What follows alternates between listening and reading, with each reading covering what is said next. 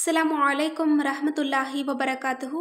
இன்றைக்கான பதிவில் பல வருடங்களாக துஆக்கள் நிராகரிக்கப்பட்டவர்களுக்கும் அல்லாஹ் தஆலா உடனடியாக பதில் தரக்கூடிய ஒரு பரக்கத்தான நபி அவர்கள் ஓதிய குட்டி திக்ரை தான் நம்ம பார்க்க போகிறோம்.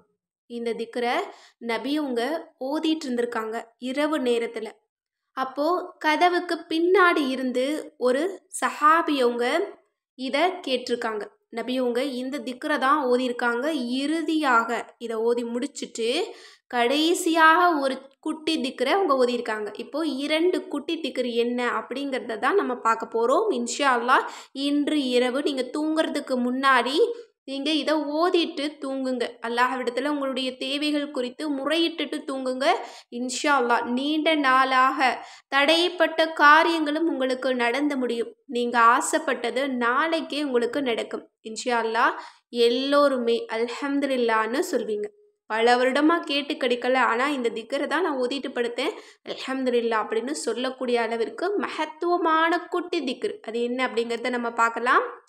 அதுதான் சுப்ஹானல்லாஹி ரப்பில் ஆலமீன். இந்த திக்ரை தான் நபியவங்க ஓதியிருக்காங்க.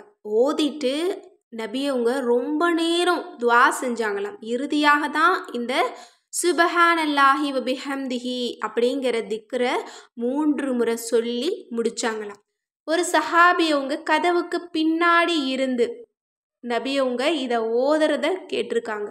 இறுதியாக நபியவங்க ஓதியது சுப்ஹானல்லாஹி வபிஹம்திஹி. எனவே இன்ஷா அல்லாஹ் இந்த சுப்ஹானல்லாஹி ரப்பில் ஆலமீன் அப்படிங்கிற குட்டி திக்ரை நீங்கள் 82 முறை ஓதிட்டு இறுதியாக சுப்ஹானல்லாஹி வபிஹம்திஹி அப்படின்னு 3 முறை சொல்லிட்டு உங்களுடைய தேவைகள், விருப்பங்கள், இன்னும் பல வருடங்களாக நீங்கள் கண்ணீர் சிந்தக்கூடிய அத்துணை விஷயங்களையும் அல்லாஹ்விடத்தில் சொல்லிட்டு தூங்குங்க. இன்ஷா அல்லாஹ் நாளைக்கு விடியக்கூடிய ஒரு பொழுதானது உங்களுடைய ஹாஜத்துக்களை நிறைவேற்றக்கூடிய ஒரு பொழுதாக தான் இருக்கும். அல்ஹம்துலில்லாஹ் பல வருஷமாக துஆ கேட்டும் கிடைக்காதவங்களுக்கும் இது பலன் தரக்கூடிய ஒரு திக்ரு. எனவே இதை யாருமே இன்றைக்கு மிஸ் பண்ணிடாதீங்க. எந்த ஒரு திக்ரையுமே நீங்கள் சாதாரணமாக நினைக்காதீங்க. அதுலேயும் இது ரொம்ப பரக்கத் வாய்ந்த ரஹ்மத் பொருந்திய ஒரு குட்டி திக்ரு அப்படின்னு தான் நான் சொல்வேன்.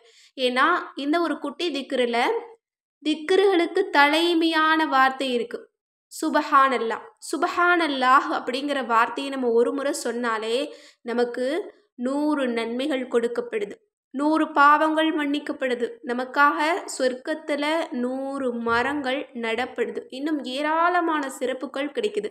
அதோட ரப்பில் ஆலமீன், அகில உலகத்தின் இரட்சகனே அப்படின்னு சொல்லக்கூடிய திக்ரு இருக்கு. இந்த திக்ரு தான் அல்லாஹ்வை புகழ்றதுல தலைமையான திக்ரு.